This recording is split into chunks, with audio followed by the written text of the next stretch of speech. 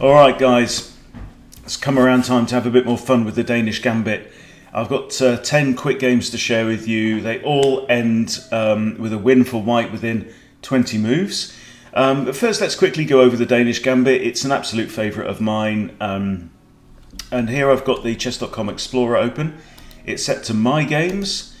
And so I'll just show you quickly what the Danish Gambit is if you're not familiar with it. So we start with e4.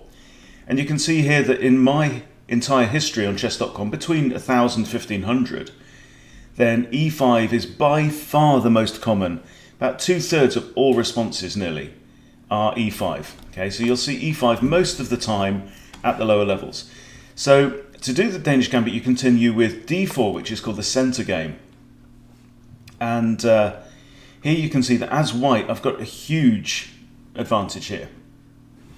With e takes d4, I've got 66% hit rate. If they bring out their knight, that's not good because you can generally just push and win a tempo immediately, and you've got space in black's territory.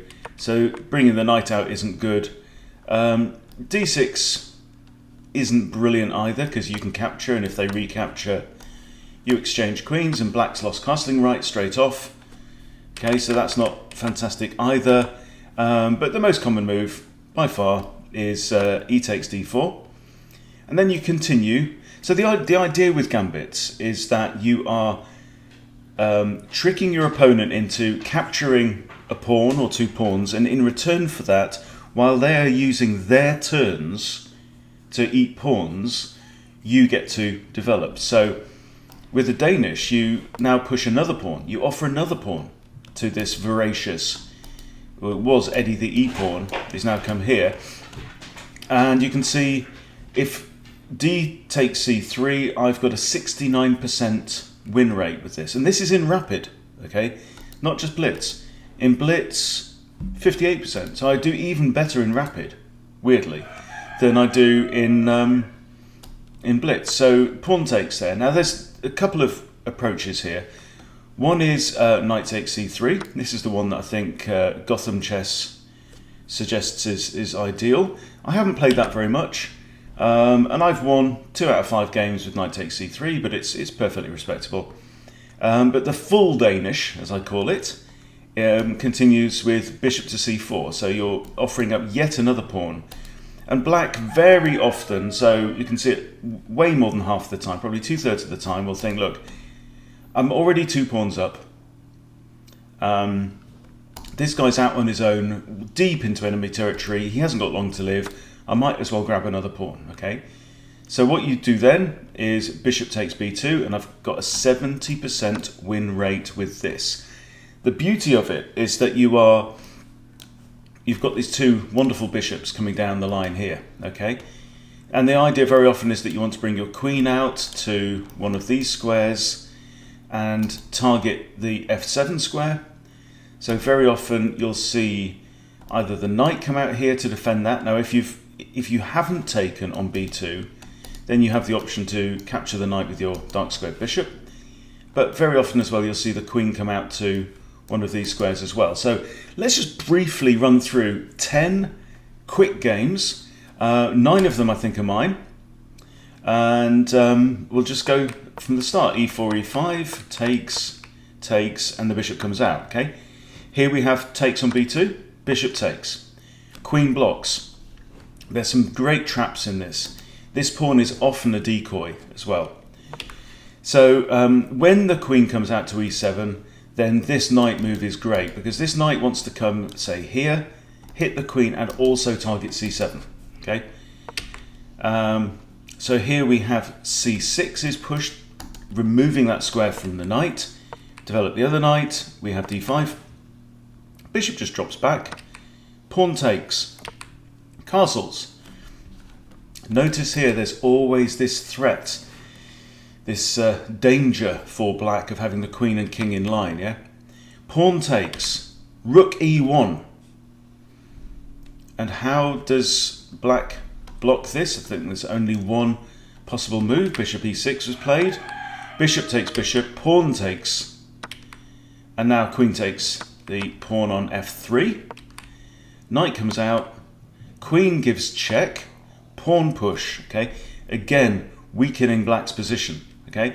So even here, I've played the gambit, but my king is nice and safe in there. I've got a rook lined up with the king and the queen, and black's pawns are already looking pretty poor, even though he's actually a full piece and 2 pawns in front. Queen now dives across to the other side of the screen, okay? Pawn push, queen just drops back, again in line with the king, right? Queen comes forward to d6. Knight e5 hits the queen. Queen comes forward again. Bishop grabs rook. So that's been on the cards since that knight move. Yeah, so this is a double attack. Knight is attacking the queen. Bishop is now has the discovery against the rook. Queen moves forward, we lose the rook. And now there's a choice here. Knight takes knight is obviously appealing, but bishop takes is clearly for free. This knight cannot take that bishop, okay? We've got 3 minutes left on the clock. Black captures, oh no. Knight takes knight, royal fork, king and queen, resigns. Okay, game number 2. Same start. Bishop comes out, takes. We have the double bishop threat. Knight to c6, and now queen to b3, very, very common move. We're now targeting f7 with check. Should the king move, we just can then grab the knight. Rook can't recapture because queen will take. So queen now comes out here to f6. Actually, I could have just simply captured the queen on that move. So there we go. I missed it, wasn't paying attention, still asleep. Knight comes out, develops. Knight develops. Now we're targeting c7 there. You can see the power of this knight. Queen comes across. Now I finally grab the queen. Okay, c takes. So my opponent's rated 1170 here, right? This is what happens. Okay, and grab another pawn. Trade off again, and it's all over. Opponent resigns. Okay, game number 3. e4, e5, d4 takes. Bishop takes. Love it when this happens. Queen e7 on this occasion. Knight to c3. You see, as soon as this queen comes out, knight comes out here. Now, one of the common traps that you'll find is you want them to bring up their knight and put a second attacker on here. Okay. Then if knight takes, you've got knight takes, queen takes, king just sidesteps, right? And then if your queen's off the back rank, you've got a real danger of rook to e1 winning the queen. Okay. Don't know if it happens in this game, we'll have to see. Lining up the king, the queen and the bishop now, that also gets the queen off the back rank and mobilizes this guy. Little pawn push to release the light squared bishop. Now the knight comes in to hit the queen. Okay, queen is forced to d7. d7 or d8 has to go to one of those. Okay, now this queen comes across. Now we're targeting the g7 with our other bishop, the dark square bishop now. So we've paid our attention to f7. Now we're threatening g7. We have a pawn push. Bishop takes, threatening the rook. Bishop has to capture. What's going to become of this rook? Okay, we trade off knights. Grab the rook. With check. Here you see the move. King sidesteps, and now black's got to be really awake. Okay, and think, oh no, my king and my queen are in line. And look out for this move. Alright. Yep, queen grabs the bishop. That's good. Knight blocks the check. Queen comes back. And now rook to e1, preparing a discovery. Hit the queen and also clog up this light square diagonal. Queen moves back here, and now you can probably see the winning move, because now we can move the knight with a discovered check and also hit the queen. Is that what I played? Knight to f4. Black here resigns.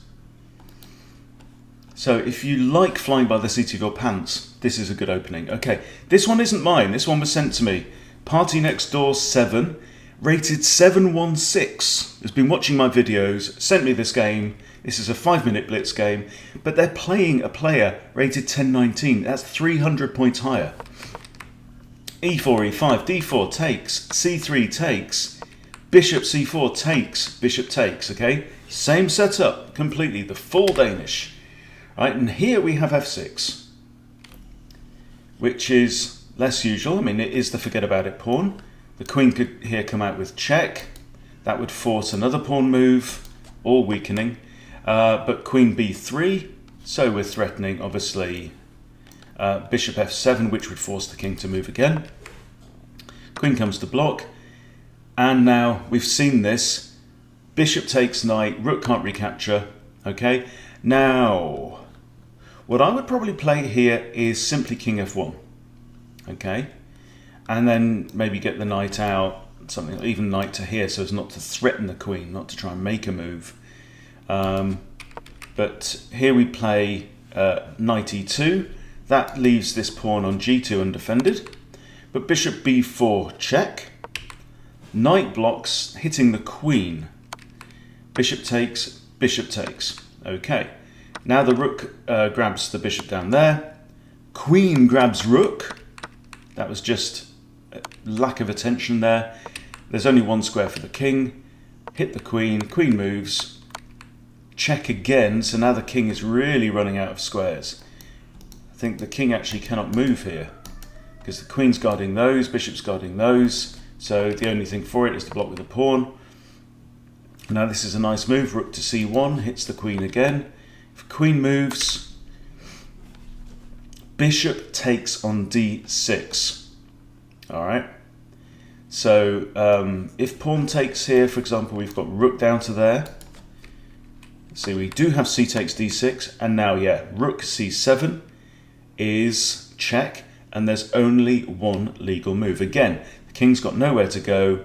Something has to block here, and here black decides to use the queen. Could have also used a bishop or a knight, but we capture the queen, king takes, and here black resigns again. So good game there.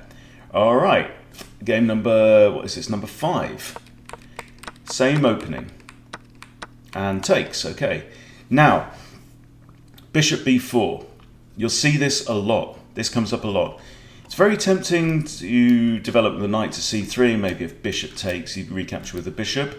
What I prefer to play here is the cheeky king f1, because that's already getting, we're vacating the e1 square with ideas about getting this rook across quickly at some point. Okay, knight comes out. If you see this, I think a very common move here that I play is actually e5. In this game, I play queen to d3. So kind of tempting the knight to grab there, in which case I come in, grab the pawn again, force the king to move. Okay, so queen blocks. Now I push. Okay, now the knight can't capture the pawn, but the queen can't either, actually. It's defended by the bishop there.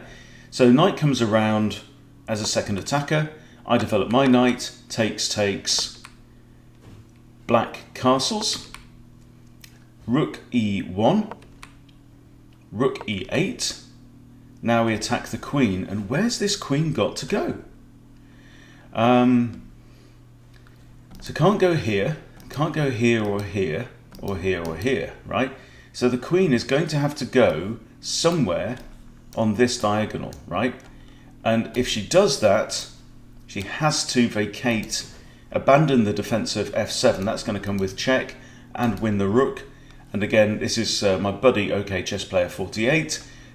Here, again, black resigns. Not seen any checkmates yet, have we? So, without further ado, this is a 10-minute rapid, okay? Opponent's 1150. Same opening. Bishop b4, king f1.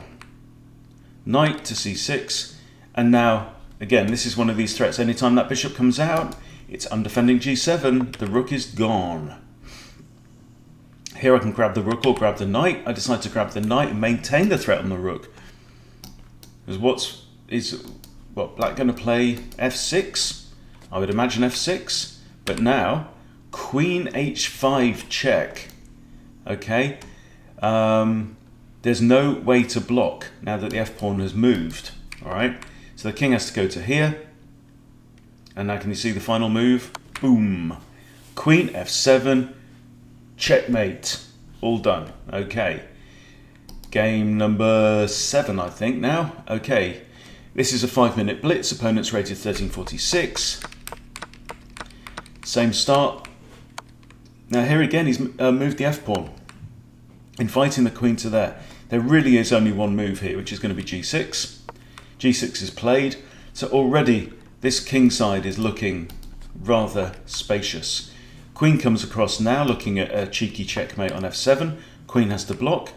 Knight develops. Okay. The point of this is, yeah, we're kind of half defending that pawn, but that's not really our objective. We also want to unleash this rook. c6 is pushed, just annoying the queen. Queen drops back. Bishop comes round. Takes. Attack the bishop. No problem. Just drop back to b3. Bishop a6, lining up a not very dangerous discovery. But here, I guess if white was to castle, then the rook would end up on f1, and then that could be unpleasant. So we don't castle, we push e5, push c5, captures the pawn, also now attacking this rook. Okay, another threat against the queen. Queen f3, knight comes out, grab the knight, and now we have a fork on the king and the rook, and black resigns again. You can see the messy situations that black can end up in with this opening. All right, 3 more to go. Confused Ghoul, another chess.com buddy. And this is a 15-minute rapid. Okay, so I quite often play the Danish against people a couple of 100 points lower rated. Lots of fun. And now d5. d5 is a funny one here because bishop can simply capture. All right. And now there's a threat of, for example, bishop takes here and king can't capture because queen takes queen. That would be nasty. Okay. So if bishop takes here, the king actually has to move, and then you can use your other bishop. See, we're like on move 5, 6 of the game, and we're using both bishops together in attack. It's very early. So we have knight to f6, and now bishop captures anyway. King has to move to e7, and then there's only one further move in the game. Okay, bishop a3 check. And now, what can the king do? Can't go there because of the bishop, can't go there because of the bishop, can't go there because of the queen and the bishop, right? The only legal move now for the king, I think, is either king takes bishop, in which case the queen falls, or queen blocks. I can't see any other move. Guess there is c5, but then bishop takes c5 and it's the same deal. Okay, and again, on move 8, black resigns. 14.5 minutes left on the clock. Okay, that's the kind of stuff that can happen if your opponent's not prepared for this. All right, now we have a 13:42, again a 5-minute blitz game, and we have the same opening, and d6 here. d6 takes a little bit of control over the center, unleashes the light squared bishop perhaps. So queen b3, very normal. Queen e7, we've seen this how many times before, and when the excuse me, the queen comes to that square, we bring out the knight. So we're looking at one of these squares, but probably d5 to hit the queen and force her to retreat and defend that pawn. Okay, knight comes out. We like to see this, and I bring out my knight. Okay, so black now has 2 attackers on this pawn and only 1 defender. Okay, but here we don't have the knight takes, which is what we like to see. Bishop comes out to pin, it's not pinning the knight, it's just hitting the knight. Now we come in, attack the queen. Bishop takes knight, knight takes queen. Oh no, my queen resigns. Okay, final game. Are we having fun yet? Okay, this is a 30-minute game. All right, so this does work. My opponent's rated 1306, and we have the full Danish, and now bishop to b4. Okay, now here I do play knight to c3, and now d6 is played, queen b3. You can see all the same motifs, the same patterns coming over and over again. Knight comes out now. And now, because my bishop's already come to b2, I can't just snatch off that knight, which I'd like to do. But instead I grab the bishop. Okay, so this is basically a double attack. I was looking at f7, but also attacking the bishop as well. So we've won the bishop for a couple of pawns. Ignoring the threat on e4, right? This is a trap, okay? So this knight is the only defender of that pawn. But instead of that, we're coming in with this. So we're tempting the queen to capture on e4. Queen takes the bait. King f1. Seen that before. Okay, and now clearly there is a very, very serious threat of rook to e1. Knight comes out here. We just ignore that. Give check. Right, so we're grabbing a pawn and saying, hey, take me with your knight. I mean, it's pretty much forced. So knight takes, and now rook e1. And again, black resigns. So I like these videos. I like these quick wins using different openings because it really just gets you to, it just washes over you, with these patterns that you see and these different attacking ideas. So, if you like this kind of format, let me know. We can keep these coming. I like showing the games from my students, from my followers, all that kind of stuff. So it's all here to inspire. But the Danish Gambit is a whole load of fun. Definitely recommend it, particularly in Blitz. But like you see, we've seen several rapid games here. I've won here. I've used less than 2 minutes of a 30-minute game, and we have a victory. So yeah, if that's the kind of chess that looks like fun to you, give it a whirl. Let me know how you get on. Thank you for watching. Appreciate your support, and I'll see you soon.